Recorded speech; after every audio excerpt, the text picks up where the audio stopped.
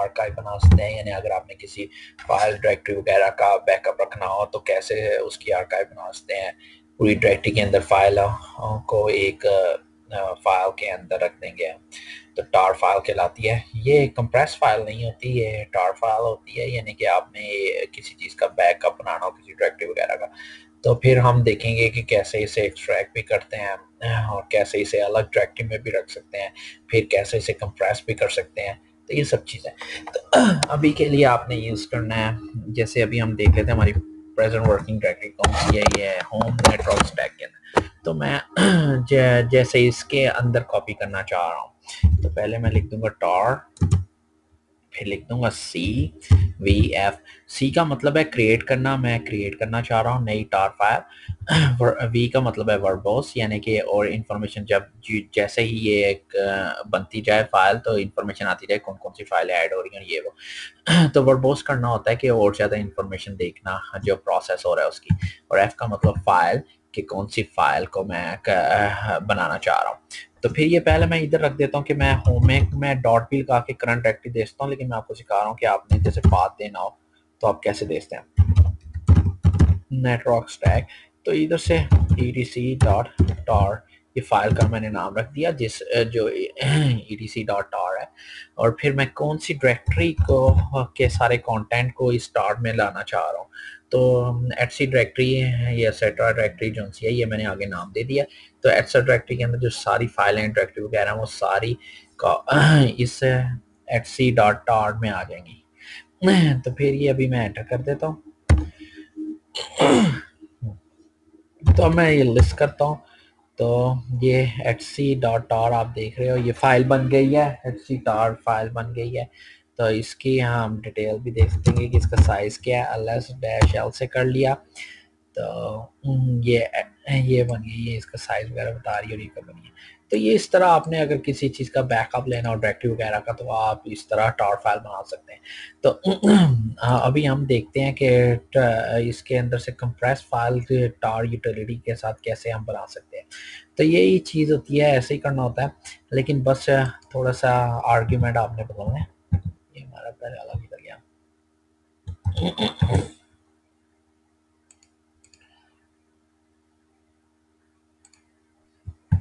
ये वर्बोस की जगह हम लगा देते हैं CZ और फिर इसका नाम रख लेते हैं @C2 रख लेते हैं, क्योंकि वो पहले ऑलरेडी बनी हुई है। तो फिर वही @C डायरेक्टरी के अंदर के सारे कंटेंट हम कॉपी कर लेंगे।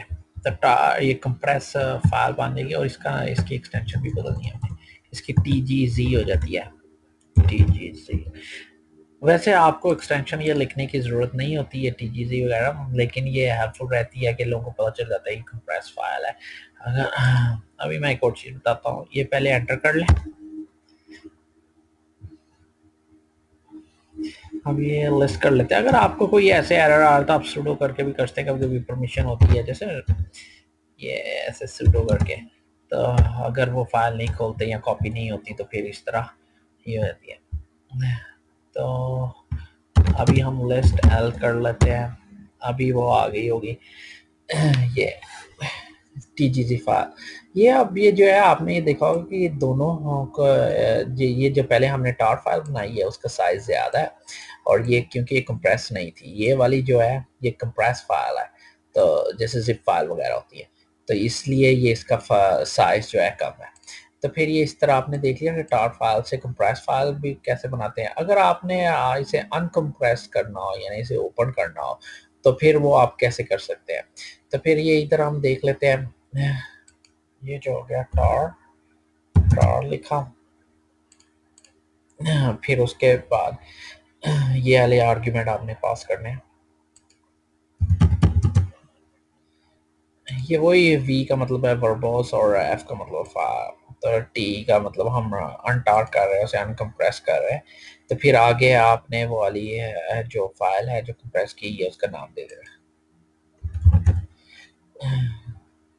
क्या नाम था, etc2.tgc। अब ये है कि अगर आप इसको एंटर कर देंगे तो ये इधर आपका जो है ना अनकम्प्रेस कर देगी, यानी कि इसी डायरेक्टरी के अंदर। फिर हम देखते हैं कि हम अगर किसी दूसरी डायरेक्टरी में इसे अनकम्प्रेस करना चाह रहे हैं तो फिर वो कैसे कर सकते हैं, नहीं या tar फाइल को ओपन करना चाह रहे हैं तो कैसे कर सकते हैं।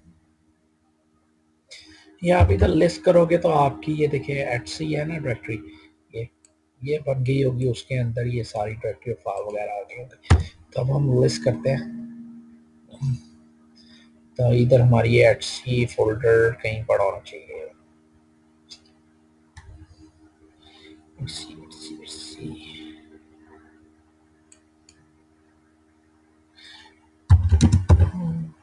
किस फोल्डर में करनी है,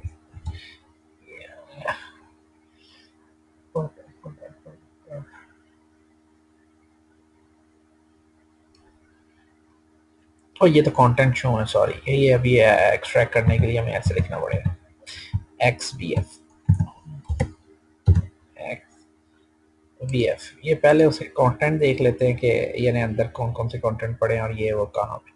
तो अब हम ऐसे करेंगे तो ये अब जो है वो पूरी एक्सट्रैक्ट हो जाएगी।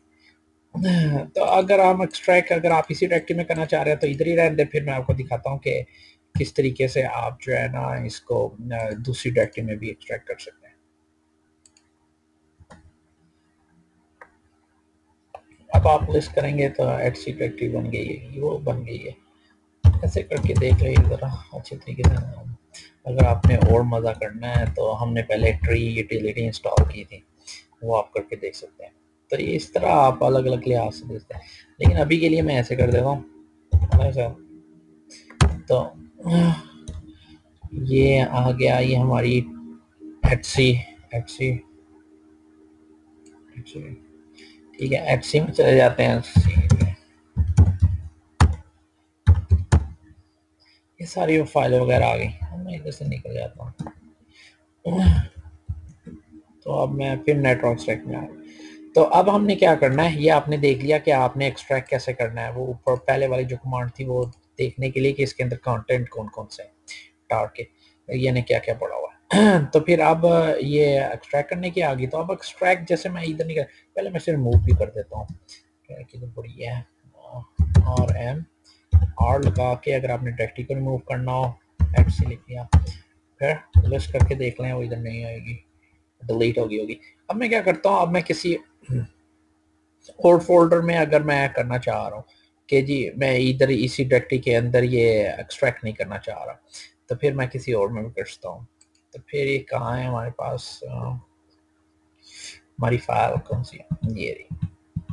टार फाइल को कर लेते हैं, किधर गई है, इधर लिख देंगे टार। फिर उसके बाद XVF, वही पहले एक्सट्रैक्ट करना है। वर्बोस कर दो या अभी दिखा दो। अगर आप वी हटा दोगे तो आपको दिखाएगी नहीं कि एक्शन यानी क्या क्या हो रहा है अभी। तो वर्बोस इसलिए होता है, ज़रा हेल्पफुल हो जाता है कि हमें दिख जाए कि क्या क्या काम हो रहा है। तो एटसी डाटा फिर आपने किधर करनी है एक्सट्रैक्ट, वो आप डैश सी के साथ लगा के जैसे टेम्प फोल्डर में करना चाह रहे हैं तो फिर ये टेम्प में सारी एक्सट्रैक्ट हो गई। तो आप एंटर करोगे, ये रहेगी। अगर आपको इजाज़त नहीं है टाइम में तो सुडो कर लो साथ, अगर आप ऐसा रूट नहीं हुए। मैं रूट करके कर लेता हूँ, ज़्यादा इजी रहता है।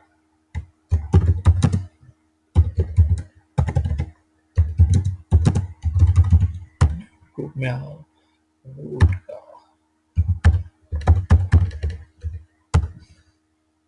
अब रूट में आ गया हूँ। तो अब मैं कर लेता हूँ इजी, वही वही पहले वाली कमांड tar XVF, और फिर हमारी वो क्या नाम था उसका फाइल का, tar xc डॉट tar, फिर डैश, फिर सी, फिर कहाँ हम करना चाह रहे हैं टेम्प एंटर करते हैं।